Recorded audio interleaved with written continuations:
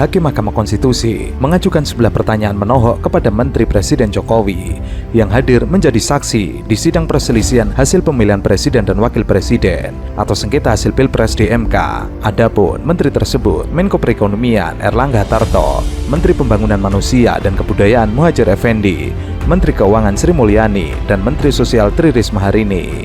Berdasarkan catatan, setidaknya ada 3 pertanyaan menohok yang diajukan oleh para hakim MK tersebut. Salah satunya saat Hakim MK Saldi Isra mengajukan pertanyaan soal seringnya kunjungan Presiden Jokowi ke Jawa Tengah. Saldi bahkan sempat menunjukkan kertas berisi tabel dan peta dari 2 permohonan sengketa Pilpres yang sampai kepada MK. Permohonan tersebut datang dari pasangan calon nomor urut 1 Anies Baswedan Mohaimin Iskandar dan paslon nomor urut 3 Ganjar Pranowo Mahfud MD. Adapun tabel yang ditunjukkan Saldi mencantumkan daftar perjalanan Jokowi membagikan bantuan sosial atau bansos. Saldi menyebut dalil dalam 2 permohonan tersebut banyak bertumbuh pada pergerakan Jokowi yang mencantumkan list perjalanan presiden. Ini karena 2 permohonan ini lebih banyak bergeraknya ke presiden ini sebetulnya. Apa sih kira-kira yang jadi pertimbangan presiden memilih misalnya ke Jawa Tengah itu lebih banyak kunjungannya dibandingkan ke tempat lain? Ini yang berkaitan dengan kunjungan yang ada pendistribusian bansosnya. Nah, kalau ini kami bisa dibantu menjelaskannya, itu akan lebih mudah kami apakah yang didalilkan pemohon itu bisa dibenarkan atau tidak. Mengenai Bapak Presiden, jadi sebetulnya kunjungan Bapak Presiden itu kan bukan sekarang saja, yaitu memang salah satu pola kepemimpinan beliau. Saya sangat paham karena saya pernah mendampingi satu periode dengan beliau. Ketika membagi KIP, Pak Presiden selalu membagi-bagi KIP ke daerah-daerah. Tujuannya apa? Untuk memastikan bahwa kebijakan beliau memang landed, memang terdeliver di lapangan. Sepanjang yang saya tahu, Bapak Presiden kalau berkunjung ke lapangan itu tidak hanya 1 titik, bisa sampai 5 titik. Dan sekarang ini adalah tahun akhir kepemimpinan beliau. Beliau pasti ingin memastikan bahwa proyek-proyek strategis sekarang ini sudah tuntas. Beliau betul-betul wanti-wanti tidak boleh meninggalkan proyek mangkrak. Karena sekarang ini kalau beliau berkunjung, pasti meresmikan program-program strategisnya bersamaan dengan kemudian mengecek keadaan bansos, mengecek yang lain. Jadi biasanya lebih dari 5 titik. Menurut saya, kalau ada daerah kok sering dikunjungi oleh Presiden, kemungkinan besar di situ banyak proyek, malah proyek dari strategi nasional yang diberikan kepada daerah itu.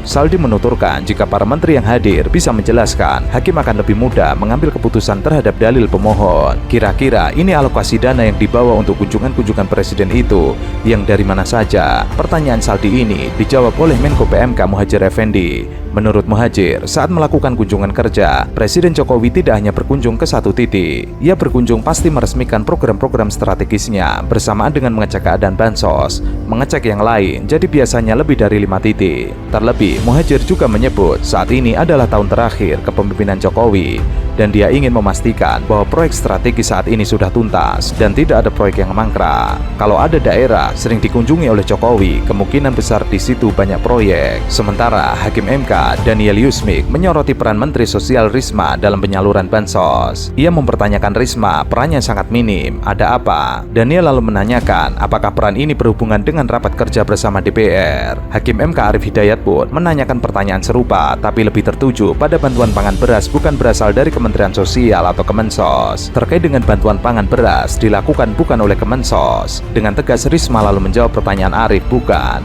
Arief kemudian bertanya kembali, apakah bantuan pangan beras tidak disalurkan Kemensos sejak lama atau hanya pada 2023? Risma tegas menjawab, sejak menjabat sebagai menteri sudah tidak. Ia sudah tidak menyalurkan dalam bentuk barang. Mantan wali kota Surabaya itu menjelaskan, bansos di Kementerian Sosial berbentuk cash transfer, sehingga tidak ada yang berbentuk barang atau natura. Jadi semua transfer langsung ke rekening penerima manfaat 100%, kecuali respon kasus, ada yang sakit, ada yang disabilitas bantuan, dan dia belum menerima bantuan sama sekali. Effendi. Ketiga, Hakim MK Arief Hidayat juga menyoroti kenaikan suara Partai Golkar di sidang sengketa Pilpres 2024. Erlangga Hartarto yang merupakan Menteri Koordinator Bidang Perekonomian sekaligus Ketua Umum Partai Golkar hadir dalam sidang yang digelar MK.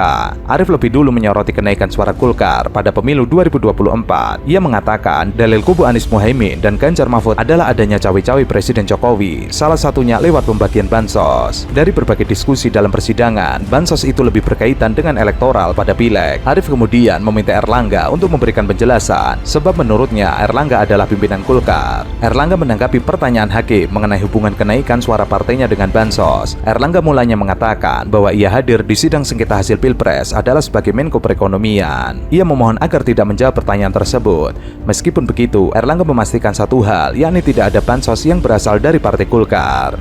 Sebelumnya, pemanggilan 3 dari 4 menteri ke MK untuk menjadi saksi dalam sidang sengketa Pilpres 2024 dinilai banyak pihak akan memberikan sejarah baru karena 3 dari 4 menteri tersebut dinilai tidak bisa diajak kong-kali-kong Presiden Jokowi dan dikenal berintegritas tinggi. Sehingga masyarakat berharap Menteri Koordinator Pembangunan Manusia dan Kebudayaan Muhadjir Effendi, Menteri Keuangan Sri Mulyani, dan Menteri Sosial Tri Risma hari ini bersaksi dengan jujur mengenai kebijakan penyaluran bansos yang dilakukan Jokowi dalam sidang sengketa Pilpres 2024.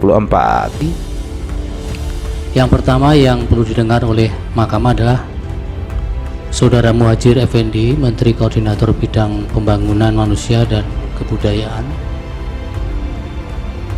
Republik Indonesia. Kemudian yang kedua, Bapak Erlangga Hartarto, Menteri Koordinator Bidang Perekonomian. 3, Ibu Sri Mulyani Indrawati, Menteri Keuangan. 4, Ibu Tri Risma hari ini, Menteri Sosial. Dan 5 dari Dewan Kehormatan Penyelenggara Pemilu. Jadi 5 yang dikategorikan penting didengar oleh Mahkamah.